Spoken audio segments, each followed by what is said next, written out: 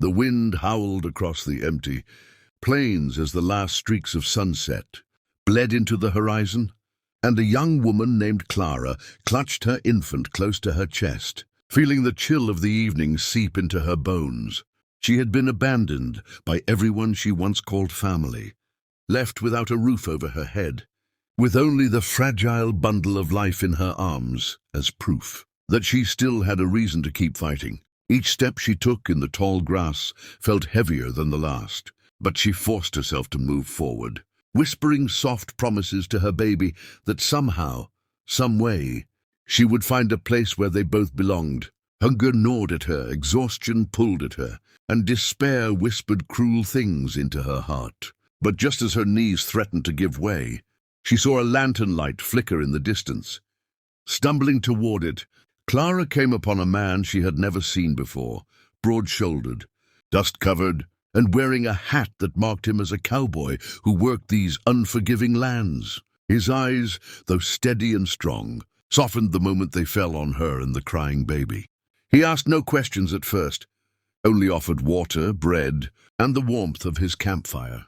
Clara, trembling and hesitant, told him her story, the betrayal of her kin, the loneliness that followed, and her desperation to protect her child.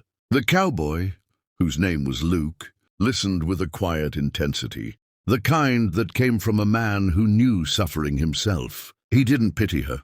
He respected her strength for surviving this far. That night, under the stars, he made a choice that would change both of their lives. He told Clara she was not alone anymore. Over the next weeks, Luke worked from dawn until dusk, hammering, sawing, and building with his rough hands a small cabin out by the edge of the valley, where the grass met the forest. Clara watched him each day, the sound of his axe striking wood echoing like a promise in the air. He shared his food, taught her how to ride a horse, and showed her how to gather firewood and water, never once treating her as a burden, but as a partner in survival. Slowly, Clara began to feel something she thought had died inside her: hope. The baby thrived in the fresh air, his laughter becoming the sweetest sound on the plains. And Luke, though rough around the edges, held the child as though he had been waiting his whole life to do so.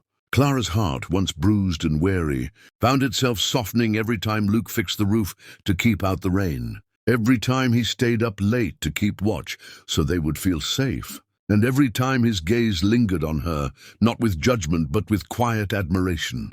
The home he built was more than just wood and nails. It was a place of safety, a symbol that even when the world turned its back on you, kindness could still appear when you least expected it. As the seasons shifted and the fields bloomed with wildflowers, Clara realized that Luke had given her and her baby more than shelter. He had given them a future, a chance to start over with dignity and love. And though life on the frontier was never easy, each challenge they faced together made them stronger, weaving their lives into a story of resilience, redemption, and the simple truth that family is not only who you are born to, but who chooses to stand beside you when you need it most.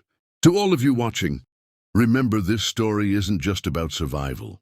It's about hope, second chances, and the power of compassion. If this story touched your heart and you believe in love, courage, and the strength to build a place to belong, make sure to subscribe to this channel for more stories that inspire and move your soul. Because every click, every subscription helps us bring you tales that remind us all that no matter how dark life gets, light and love are always waiting just around the corner.